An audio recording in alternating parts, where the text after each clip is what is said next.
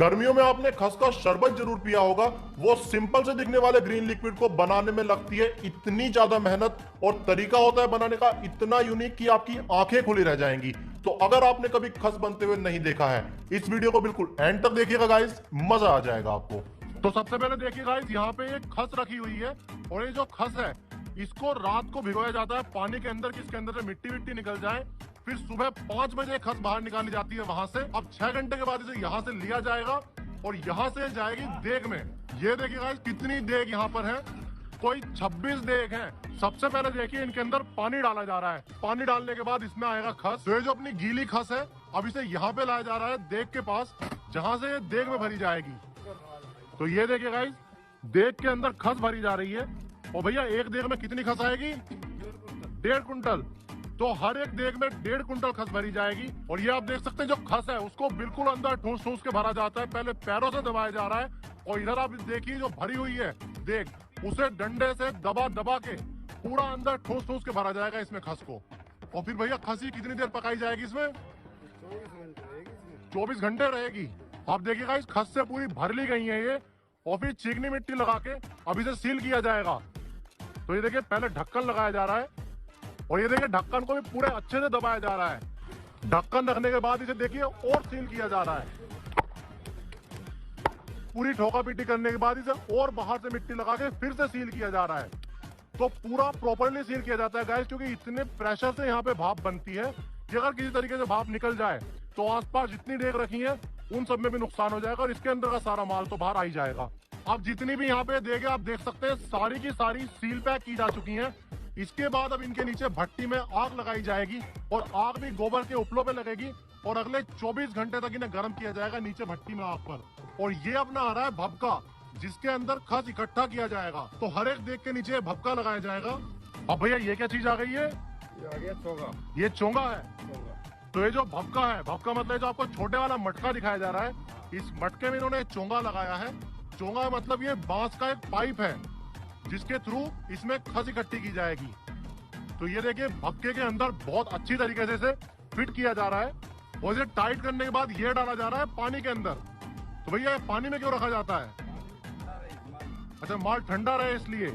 तो ये देखिए भक्के को पानी के अंदर डुबा दिया गया है, और ये जो इसका दूसरा सिरा है लगाया जाएगा देग के अंदर। और अब अगले 24 घंटे तक देग के अंदर जो खस है वो गर्म होता रहेगा नीचे भट्टी पे, और इसके अंदर से खस की जो भाप बनेगी वो भाप इकट्ठी होके इस भपके के अंदर आएंगी।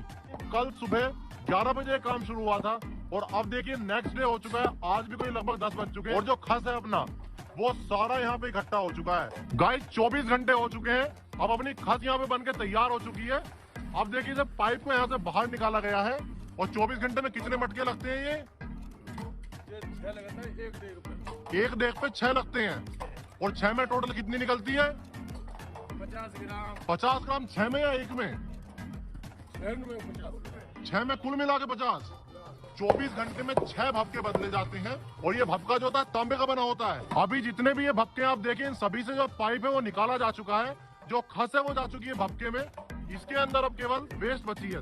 अब गाइस जितने भी अपने भपके निकाले गए इन सबको एक जगह इकट्ठा किया जाएगा। अब भपका जो है अपना वो ठंडा हो चुका है। अब इसमें से देखिए पानी बाहर निकाला जा रहा है। और भैया खस किधर रहेगी? इसमें पानी आ गया है तो बाहर खस इसके भीतर रहेगी। तो गाइस पानी तो बाहर आ जाएगा, और इसमें अंदर लगी हुई रह जाती है खस, जिसे गर्म करके बाहर निकाला जाएगा। और अब देखिए इन भपकों से पानी निकालने के बाद इन्हें इधर लाया जा रहा है, जहाँ पे इन्हें उपलों की आंच पे गर्म किया जाएगा। तो भैया आग के पास क्यों लाया इन्हें? इनमें जो खस टुपट जाती है साइड से, हाँ, वो गर्म हो करके और उसमें नीचे पहुंच जाते पहले पे। अच्छा, तो इसलिए लाया गया इन भपकों को आग के पास कि पानी इनमें से निकल चुका है, खस इनके अंदर चिपकी हुई है, तो आग के पास आने से वो पिघल के इनके सेंटर में आ जाएगी। तो उसके बाद इसे खस को निकाला जाएगा। अभी कोई 1 घंटा हो चुका है, भपका पूरी तरीके से गर्म हो चुका है, और अब क्या किया जाएगा? इसका खस होती है उसको निकालेंगे। अब खस निकाली जाएगी इनमें से। तो ये देखिए खस निकालने के लिए धागों का पोंछा है, इसे इसके अंदर डाला गया है भपके के। इस पोंछे पे लग के आएगी खस। हाँ, इस पोंछे में लग के खस आएगी। तो ये देखिएगा इस पोंछे पे लग के आई है खस, और इसे ऐसे निचोड़ा जा रहा है, और निचोड़ते निचोड़ते आप देखिए ये बाबा के हाथों पे खस आ रही है। तो ये चीज होती है खस। हाँ, ये होती है खस। तो जो खस है इतनी मेहनत की है, 1.5 कुंटल इसमें खस गई थी, वो 1.5 कुंटल में से ये निकल रहा है निचोड़ के। ये निकल रहा है। गाइस आधा घंटा लगा 16 भपके इस्तेमाल करने के बाद देखिए इतना, केवल इतना सा खस निकला है। और ये भी बाबा पूरा है और इसमें से पानी है। इसमें पानी है, जरा पानी को निकालूंगा। इसमें पानी है, दिखाइए जरा। देखो मैं पहले माल आएगा ये करके। अच्छा पहले हाथ के ऊपर ये माल आएगा, माल आएगा और पानी नीचे रह जाएगा, इसके नीचे पानी है। तो ये जो इसमें आ रहा है ये है असली खस। असली खसी है। तो गाइस एक बार आप ये देखिए मेहनत कितनी है। ये 25 यहाँ पे देग है, इन 25 देग में 24 घंटे पका है और 24 घंटे पकने के बाद यहाँ पे 16 भपके हैं। 16 भपकों में से केवल इतनी सी खस तैयार होती है।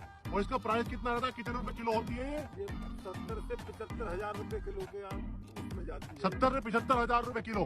और किस चीज में इस्तेमाल करते हैं इसको?